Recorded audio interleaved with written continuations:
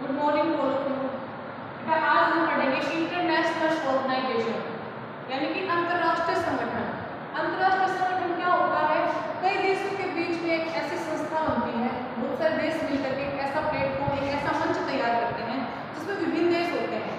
विभिन्न देश क्या करते हैं बेटा?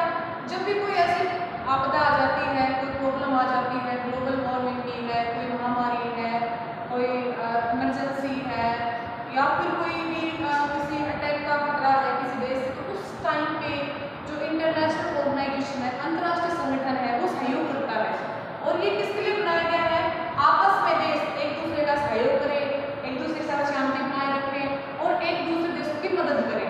उसके लिए जो है इंटरनेशनल ऑर्गेनाइजेशन यानी कि अंतर्राष्ट्रीय संगठन का निर्माण किया गया है। अब इसका एग्जाम्पल में देखें बेटा, WTO है, वर्ल्ड ट्रेड ऑर्गेनाइजेशन, UNO है, यूनाइटेड नेशन ऑर्गेनाइजेशन, उसके बाद WHO भी है, वर्ल्ड हेल्थ ऑर्गेनाइजेशन, IMF है, इंटरनेशनल मॉनेटरी फंड। ये सारे क्या है?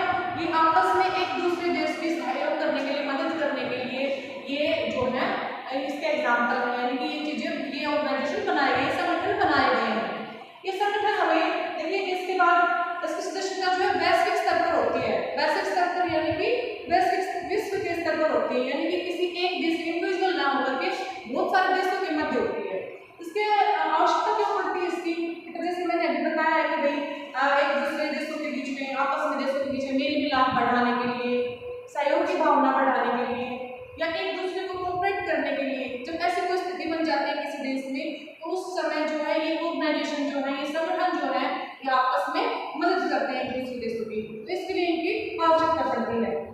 अब देखिए, जो ग्लोबल वार्मिंग है उसमें थोड़ा सा हम देख लेते हैं। ग्लोबल वार्मिंग जैसे अपने पेड़ों की कटाई हो रही है, अंधाधुंध कटाई हो रही है, एनवायरनमेंट जो है उसका इतना इफेक्ट पड़ रहा है हमारे ऊपर भी, उसके माध्यम से जो हमारा एनवायरनमेंट इतना दूषित होता जा रहा है, इतना प्रदूषित होता जा रहा है, उसके लिए हम क्या कर सकते हैं? तो ये किसी एक देश की बस की बात नहीं है। अगर कोई भी प्रॉब्लम होती है तो वो किसी एक देश की बस की बात नहीं है बेटा। वहां पर क्या जरूरत पड़ती है? उसके साथ अन्य देशों की भी उसको जरूरत पड़ती है, यानी कि एक देश मिलकर के इस चीज को नहीं कर सकता, आपस में कई देश मिलकर के इस चीज को सोल्यूशन कर सकते हैं। तो इसके लिए इंटरनेशनल जो है ऑर्गेनाइजेशन की जरूरत पड़ती है।